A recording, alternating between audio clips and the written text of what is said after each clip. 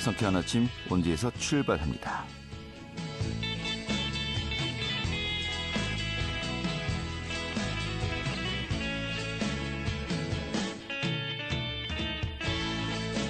안녕하십니까. 1월 11일 목요일 아침 인사드리겠습니다. 상쾌한 아침 원주에서 출발합니다. 진행의 한태호입니다. 자, 오늘 강원 내륙과 산지에 또다시 눈 또는 비 소식이 있습니다. 이 적설량 1cm 미만으로 예상되고 있는데요. 많지는 않겠습니다. 자, 오늘 지역의 아침 지적 기온 영하 2도까지 내려갔고요. 오늘 아침 기온 영상 2도에서 3도 정도 예상되고 있습니다. 또 오전에는 내륙을 중심으로 짙은 안개가 예상됩니다. 출근길 교통과 또 보행자 안전에 유의하셔야 될 것 같습니다. 또 영동 지역에는 순간풍소 강풍이 좀 예상되고 있습니다. 시설물 안전에 대비해 주셔야 되겠고요. 이와 함께 동해 중부와 남부 북쪽 먼바다에선 바람이 또 매우 강하게 불고 물결도 높겠다고 합니다. 자, 오늘 준비한 소식 살펴보도록 하죠.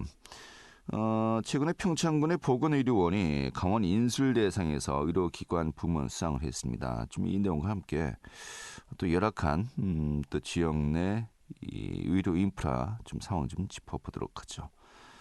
원주시 청소년 꿈이룬 바우처 지원 사업이 올해도 역시 지원 대상자를 모집합니다. 그 내용 살펴보겠고요. 또 질병관리청이 실시한 지역사회 건강조사에서요. 강원도민들의 음주, 이 폭음 비율이 전국에서 가장 높다고 하네요.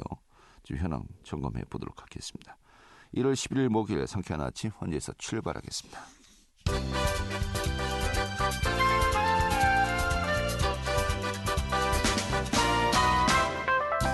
오늘의 뉴스입니다. 올해 원주 지역의 일반계 고교 진학을 희망한 학생 중 91명이 원하는 지역에 배정받지 못한 것으로 파악되었습니다. 도교육청은 이 평준화 지역인 원주와 춘천, 강릉 지역의 경우 일반계 고교 진학을 희망하는 인원이 학교가 수용할 수 있는 인원을 초과할 경우에 내신 성적을 통해서 합격자들을 선발하고 있습니다. 이에 따라서 탈락자들은 추가 모집을 받는 지역 내 특성화고 혹은 인근 지역의 일반계 고에 응시가 가능해졌습니다. 국민건강보험공단에 재직하다 46억 원을 횡령하고 필리핀으로 도주한 혐의를 받는 전직 재정관리팀장이 도주한 지 1년 4개월 만에 필리핀 현지에서 경찰에 붙잡혔습니다. 강원경찰청은 요양급여 등을 횡령한 뒤 암호화폐로 환전해서 범죄 수익을 은닉한 혐의를 받는 전 건보공단 팀장을 필리핀 경찰과 공조해서 지난 9일 현지에서 검거했다고 밝혔습니다. 설악산 오색 케이블카의 설치 공사를 맡을 토목 및 건축업체가 올해 3월에 선정됩니다. 양양군은 지난해 12월 말 조달청에 오색 케이블카 설치 관련 조달을 의뢰해서 올해 3월 말에 토목 건축업체 선정이 이뤄질 것이라고 밝혔습니다. 이 조달청의 검토에는 120일가량이 소요되고 군은 시공사가 선정되면 곧바로 공사를 시작한다는 방침이라고 밝혔습니다. 오늘의 뉴스였습니다.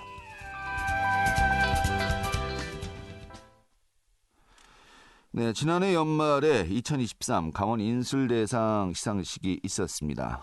여기에서 인물로는 또 어제 저희가 리포터 현장 시간에 소개해드렸었죠. 원주 세브란스 기독병원의 이 의사 선생님을 제가 또 소개해드렸었습니다만은 오늘 좀 기관을 살펴보도록 하죠. 이 평창군의 보건의료원이 의료기관 부문을 수상했습니다. 하지만 또 여전히 평창에는 전체적인 의료 인프라가 좀 부족한 실정이죠. 그 상황 좀 전반적으로 짚어보도록 하겠습니다. 이 평창 보건의료원의 박건희 원장 연결하겠습니다. 원장님. 네, 안녕하세요. 네, 반갑습니다. 네. 늦었지만 먼저 축하드리겠습니다. 작년 연말에 좀 그래도 참 많은 일들을 했다라고 이제 또 평가를 받은 거 아니겠습니까? 네. 강원 인술대상 이게 어떤 상이었습니까? 네, 강원 인순대상은 강원 도민일보와 강원 특별자치도에서 주관해서 올해 이제 작년에 사회체 수상하는 그런 시상이었습니다. 네. 네. 자, 그런데 기관으로서 이제 받으신 거예요. 좀 네네. 어떤 점이 좀 높은 평가를 받은 거였습니까? 네, 저희 평창군 보건의료원은 저희 주민들이 일반적으로 아시기에 의료원 이렇게 생각하시면 뭐 원주 의료원이나 강릉 의료원 같은 이런 병원급 의료기관 생각하기 쉬우신데요. 네. 평창군 보건의료원은 사실은 이제 보건소 기능을 주로 하고 보건소 기능에 이제 병원 서비스를 추가한 그런 지역의 공공 보건의료기관입니다. 예. 그래서 저희 보건의료원은 크게 세 가지 역할을 수행하고 있는데요. 첫째는 이제 보건행정기관이기 때문에 코로나19 대응과 같은 감염병 관리와 지역 주민 건강 증진 사업을 하고 있고, 두 번째는 앞서 말씀드린 대로 의료 취약지 상황에서 관내 병원급 의료기관이 없기 때문에 의료 취약지 상황에서 소아과나 정신과 같은 종합 외래진료소와 응급실 등 의료 서비스를 제공하고 있습니다. 그리고 마지막 세 번째는 저희가 이건 다른 보건소와도 마찬가지인데요. 면이나 립단위 벽오지의 보건지소와 보건진료소를 통해서 지역주민 밀착형 1차 의료 서비스를 제공하고 있습니다. 특히 저희는 어르신들의 노쇠 예방 관리 사업 같은 이제 질병 예방 사업에 좀 중점을 두고 있습니다. 네. 그러니까 뭐 보건소에서 보건의료원으로 이제 전환이 된 겁니까? 네, 그렇습니다. 이게 1989년에 전국적으로 이제 병원이 없는 시군구를 대상으로 네. 보건소에 병원 기능을 추가했는데 현재 250여 개 지자체 중에 15군데가 이제 보건의료원이고 강원도에서는 평창과 화천 이 보건의료원을 운영하고 있습니다. 예. 근데 어떻게 보면은 이 관내 병원급 시설이 없기 때문에 할 수 없이 병원 역할을 최소한을 할 수 있는 어떤 그런 거 기구로 바뀐 것이다. 좀 이렇게 봐도 될까요? 네, 맞습니다. 네. 알겠습니다. 그러면은 뭐 그만큼 뭐 시설이라든지 의료 인력이 또 얼마만큼 충분한 것인가 이 부분이 중요한데 어떻습니까, 현황이? 저희도 이제 저희나 저희 직원들이 의사나 간호사 같은 이제 의료 인력을 모집하기 위해서 이제 열심히 노력하고 있지만 사실 저희가 평창이 또 서울의 한 2.4배 정도 면적이 상당히 넓고 북쪽 지역은 뭐 영동고속도로가 다니고 강릉 원주와 좀 가깝지만 실제 평창 읍이 있는 남부 지역은 또 교통도 많이 불편해서 의료인을 좀 모집하기는 좀 어려운 상황입니다. 그래서 의사 인력 같은 경우에는 군대 대신에 오시는 공중보건의사 의료 인력을 통해서 좀 많이 보충을 받고 있긴 한데 이것도 뭐 지속 가능하지는 않기 때문에 일반 동지기 선생님들을 어떤 식으로 이렇게 잘 모집할 수 있을지 이런 것들을 좀 고민을 하고 있고 이런 부분들을 보건복지부나 강원도와도 같이 좀 협의를 하고 있습니다. 예, 그래요. 인프라, 이 시설, 장비 차원에서는 어떻습니까?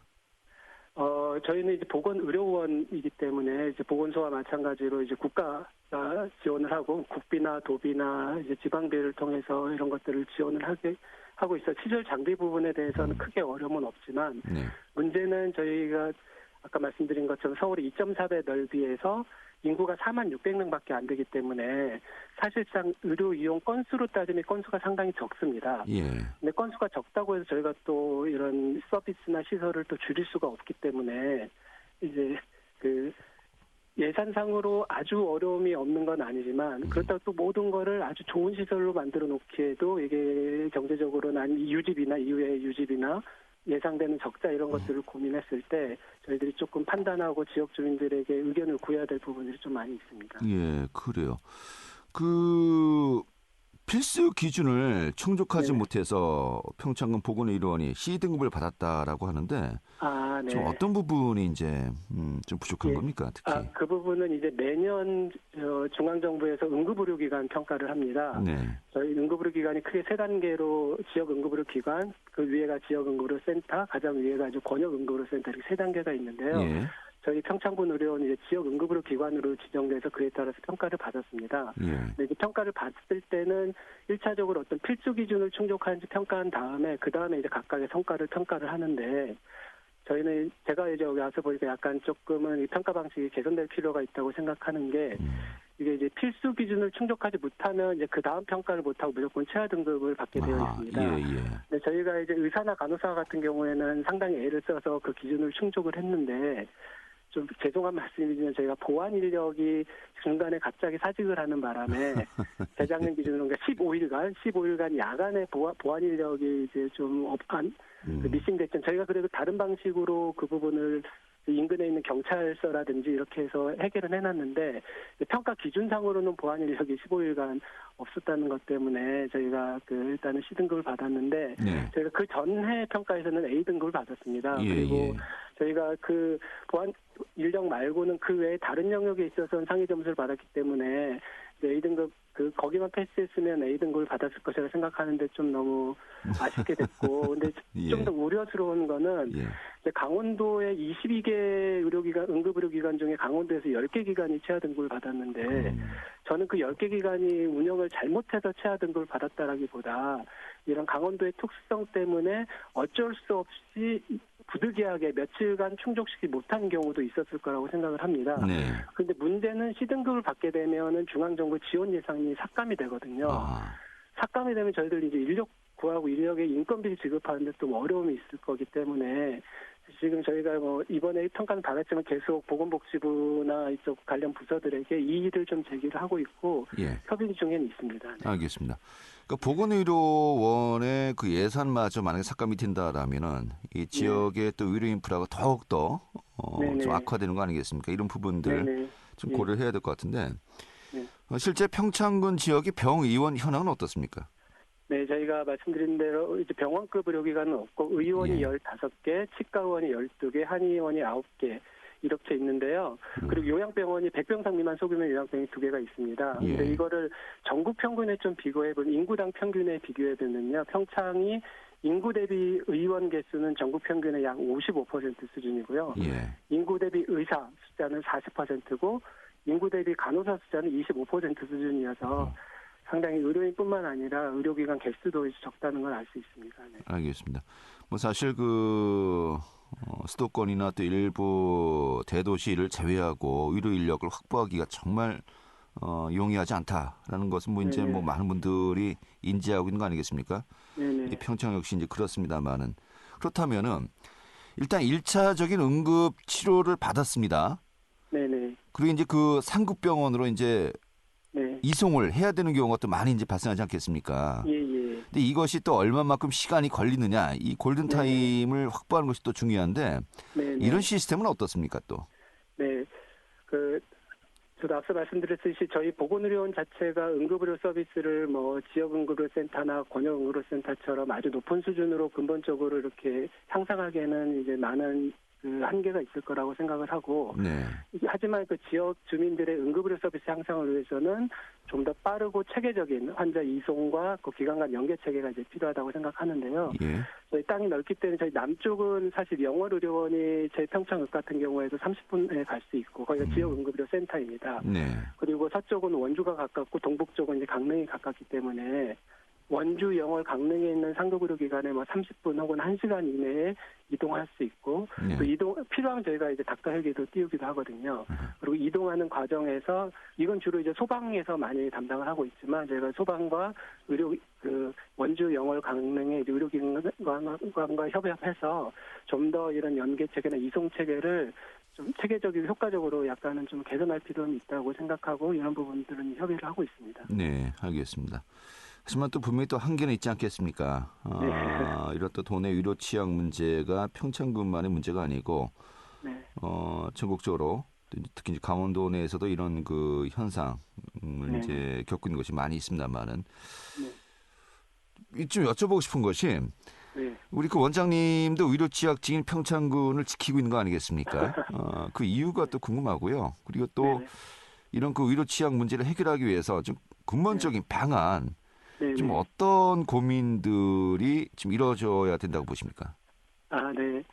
저는 이제 예방의학 혹은 지역보건을 이렇게 전공한 입장에서 그 의료 취약지의 의료 서비스 개선 이런 것들이 중요한 과제라고 생각해서 지금 평창에서 일을 하고 있고요. 그리고 평창군이 우리 전국의 의료 취약지에 참고할 수 있는 좋은 사례를 이제 만들 수 있을 거라고 저는 믿고 있습니다. 그래서 앞서 우리가 말씀 나눈 응급의료 체계 개선도 중요하지만 저는 더욱 중요하게는 어떤 건강한 마을 혹은 함께 돌보는 고령화된 사회에서 함께 돌보는 마을을 만드는 게 저는 중요하다 생각하고요. 그래서 저희는 이제 각 동네에 자리 잡은 우리 보건기관인 보건지소와 보건진료소 이런 것들을 어떻게 더욱 활성화하고 어르신들이나 어린이들이 어떤 몸 건강, 마음 건강을 좀 가까이에서 챙길 수 있도록 저희 직원들이랑 이렇게 좀 논의도 하고 지혜를 모으고 있습니다. 그리고 또한 이제 취약지이고 원격지이기 때문에 보건복지부 강원도랑 협력해서 좀 다양한 스마트 건강관리, 디지털 건강관리 시범 사업도 좀 진행하고 있습니다. 저는 이런 도내 의료 취약지 문제 해결을 위해서는 이런 공공 부분뿐만 아니라 민간 의료기관이나 그리고 지역 주민 이렇게 공공, 민간, 지역 주민 세 주체의 협력이 좀 필요하다고 생각을 하고요. 네. 이런 세 주체가 잘 협력할 수 있도록 중앙정부의 제도 개선도 필요하고 그리고 이런 것들을 또 지역에서 실질적으로 잘 수행하는 게 필요하는데 이제 그런 부분에 좀 기하도록 하겠습니다. 알겠습니다. 갈수록 이 고령화의 속도가 빨라지고 있지 않습니까? 네네. 또 이와 맞물려서 또 인구 감소가 또 계속해서 진행되고 있는데 이런 부분들을 좀 해법으로 또 제시하는 것이 이 조선도 1호 인프라 확충 가장 또 중요한 네네. 화두로 항상 이야기합니다만은 이게 좀 유혹한 것 같습니다. 이 부분도 지역에서 또 고민하신 분들, 일선 현장에 계신 분들 의견 또 많이 또 듣고 또 참고하고 바로바로 또 적용할 수 있도록 노력해야 되지 않을까 싶네요. 알겠습니다. 네네, 오늘 이렇게 정리하겠습니다. 고맙습니다. 네, 감사합니다. 네, 평창군 보건의료원의 박건희 원장이었습니다. 알찬 정보, 생생한 현장의 소식을 전해드립니다. 리포터 현장. 네, 원주시 청소년 꿈이룸 바우처 지원 사업 올해도 역시 지원 대상자를 모집 중에 있다고 하는데 지난해 학부모들로부터 큰 호응을 얻었었죠. 오늘 또 소개해드리겠습니다. 박태현 리포터 어서 오시죠. 네, 안녕하세요. 네, 자 작년부터 시행이 되었었죠. 원주시 청소년 꿈이룸 바우처 지원 사업. 일단 그 학부모들에게 상당히 좀 호응을 얻었었죠. 네, 맞습니다. 이 꿈이룸 바우처 지원 사업은 원주시에 주소를 둔 7세에서 12세 초등학생 연령대 모두에게 매월 10만 원의 예체능 교육비를 지급하는 사업입니다. 작년 기준 사업 대상 인원은 19,611명으로 7월 사업을 시작한 이후 12월 말 기준으로 신청자는 17,835명이었는데요. 대상 인원 대비 90%가 넘게 꿈이룸 바우처 카드를 발급받아 사용했습니다. 또 작년 7월부터 12월까지 6개월간 사용된 카드 금액은 약 94억 원으로 원주시 소재 등록 가맹점 670개소에서 사용돼 침체된 지역 경제 활성화에도 큰 역할을 했는데요. 자세한 내용 원주시 자치행정과 서지영 팀장 이야기 들어보겠습니다. 원주시 청소년 꿈이룸 바우처 지원 사업은 원주시에 주소를 둔 7세에서 12세 초등학생 연령대 모두에게 매월 10만 원의 교육비를 지급하는 사업입니다. 7월부터 12월까지 6개월간 사용된 카드 금액은 약 94억 원이며 원주시 소재 등록 가맹점 150개소에서 사용되어 침체된 지역 경제를 활성화하는 데에도 큰 역할을 한 것으로 보고 있습니다. 올해 지원 대상자 같은 경우는 2012년부터 2017년 출생한 아이들로 이미 꿈이룸 바우처 카드를 이용하고 있던 2012년부터 2016년생, 그러니까 올해 2024년도는 초등학교 2학년부터 6학년 아이들 경우에는 기존에 이용하고 있던 카드를 그대로 계속 사용하시면 되십니다. 네.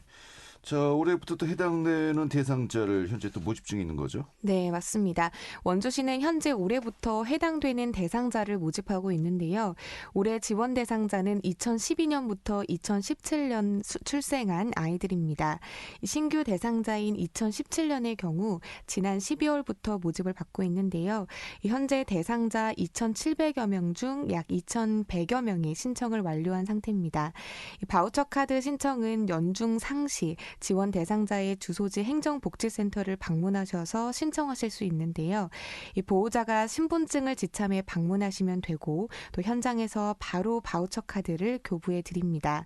지원금 월 10만 원은 매월 1일에 자동 충전되고요. 당월 말까지 사용이 가능합니다. 잔액은 다음 달이 되면 소멸이 된다는 점 참고하시기 바랍니다. 또 현재 원주시의 가맹점으로 등록된 곳은 약 670개소로 태권도, 수영, 합기도와 같은 체육 스포츠 분야가 240여 개소로 가장 많은데요. 꿈이룸 바우처 지원 사업 가맹점으로 등록돼 있는 스포츠 학원 원장과 이야기 나눠봤습니다. 우선은 이제 처음 사업 시행됐을 초기에는 이제 신규 등록 문의가 좀 많이 있었고요. 네, 그리고 신규 등록도 많이 이뤄진 편이고 작년에 비해서 한 20% 이상은 증가한 것 같은데요. 네네. 사실 경기가 좋진 않잖아요. 근데 저희 예체능 이제 사업하는 이제 학원을 운영하시는 분들한테는 이게 경기가 안 좋으면 제일 먼저 끊는 게 이제 예체능 학원이거든요. 그렇다 보니까 이제 이렇게 꾸미는 사업, 지원 사업 이걸 하면서 그런 게 약간 부담이 조금 줄어들었죠. 업주 입장에서는. 이제 저희가 이제 수영장이다 보니까 이제 겨울에는 약간 문의가 많이 없는 편이긴 한데 요즘에 그래도 방학하면서 꾸미는 사업 그 지원 받는 또 이번에 이제 8세 올라가는 친구들 문의가 조금씩 있습니다. 네. 뭐 체육과 스포츠 분야는 물론이고 음악, 미술, 또 그 외에도 뭐 바둑, 컴퓨터, 요리까지 다양한 사용차가 가맹점으로 등록돼 있다고 하니까요. 정말 우리 아이들의 적성 이것도 찾아가는 과정 아니겠습니까? 네. 잘 고르고 또 잘 선택해서 또 좋은 또 기회가 되었으면 좋겠네요. 네, 맞습니다. 원주시 홈페이지의 복지 포털에서 꾸미름 바우처 가맹점을 지역별로 또 분야별로 조회해 보실 수 있는데요. 혹시 아직 사용을 못하고 계신 분들은 꼭 홈페이지에서 가맹점을 확인하셔서 도움 받아보시기 바랍니다. 네, 알겠습니다. 오늘 잘 들었습니다. 네, 감사합니다. 박다현 리포터였습니다.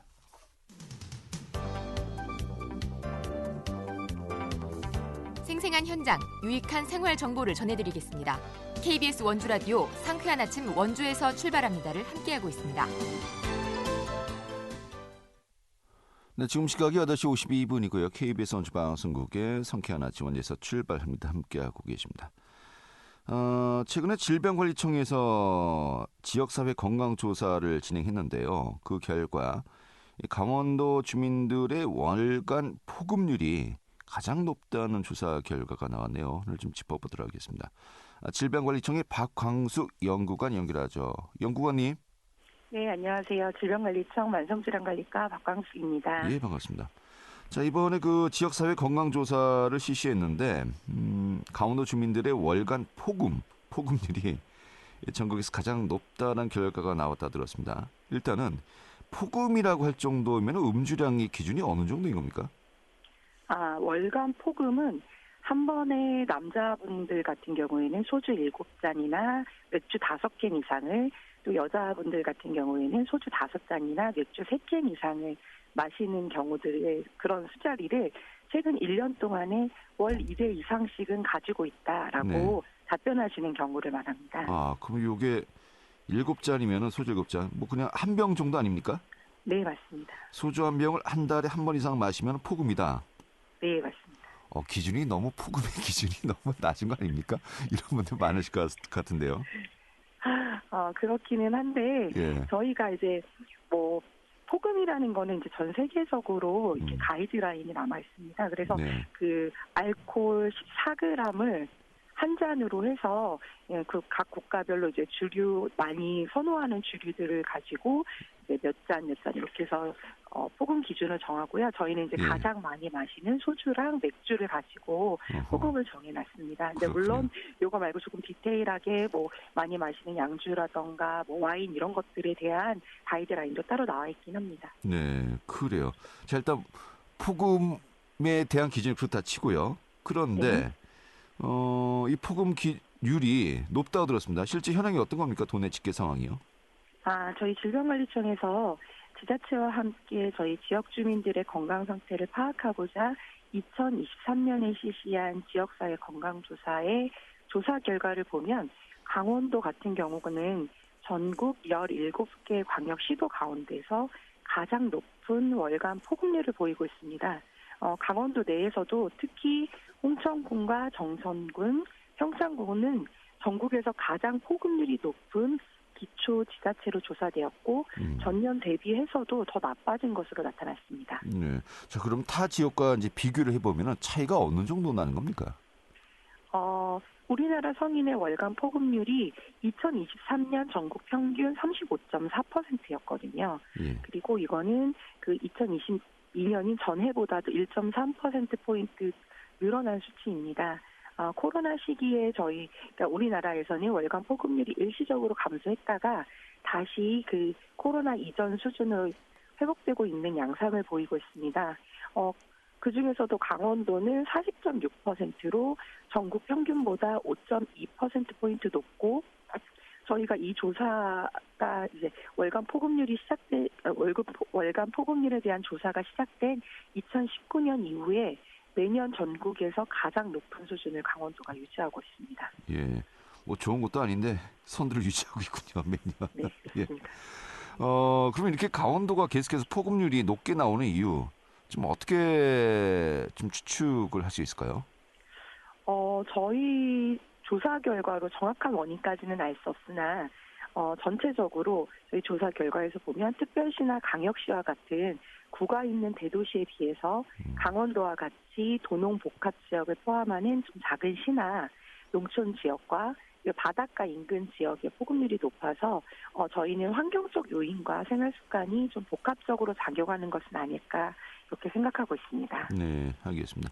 이게 결국은 이 술 자체가 아니라 이것으로 인해서 야기되는 이 건강에 대한 여러 가지 후유증이 이제 통계적으로 또 많이 발생할 수밖에 없는 거 아니겠습니까? 이 부분들을 지적하고 있는 것인데, 뭐 연말연시입니다. 또 신년을 맞이해서 또 다양한 모임을 갖는 분들도 많이 계시겠습니다만은 이 폭음의 위험성 또 이런 또 음주를 좀 예방하기 위한 방안 좀 어떤 것들이 있는지 좀 당부 말씀이라고 할까요? 한번 들어보면 좋을 것 같은데요. 네. 다들 아시겠지만 이제 과도한 음주 같은 경우에는 부정맥과 심근병증을 일으킬 수 있고 뇌졸중의 위험을 높이기 때문에 각별한 주의가 필요합니다. 특히 고혈압, 당뇨병 등 만성질환이 있는 경우에는 절주나 금주를 통해서 건강관리를 꼭 하셔야 합니다. 폭음은 개인의 건강뿐만 아니라 2차적인 사회적인 문제를 일으킬 수도 있기 때문에 적정 수준의 음주 습관을 들이는 것이 바람직하다고 저희가 말씀드리고 있고요. 특히 술을 마실 때는 천천히 조금씩 나누어 마시고 중간에 물을 자주 마시고 또 빈속에는 마시지 않도록 해야 합니다. 음주 후에는 적어도 3일은 금주를 하시고 술을 안 마시는 금주율을 정한다던가 이렇게 평소 음주 습관을 체크하는 것이 필요하겠습니다. 예, 오늘 이렇게 정리하죠. 잘 들었습니다. 네, 감사합니다. 네, 질병관리청의 박광수 연구관이었고요. 오늘은 여기서 정리하도록 하겠습니다. 고맙습니다.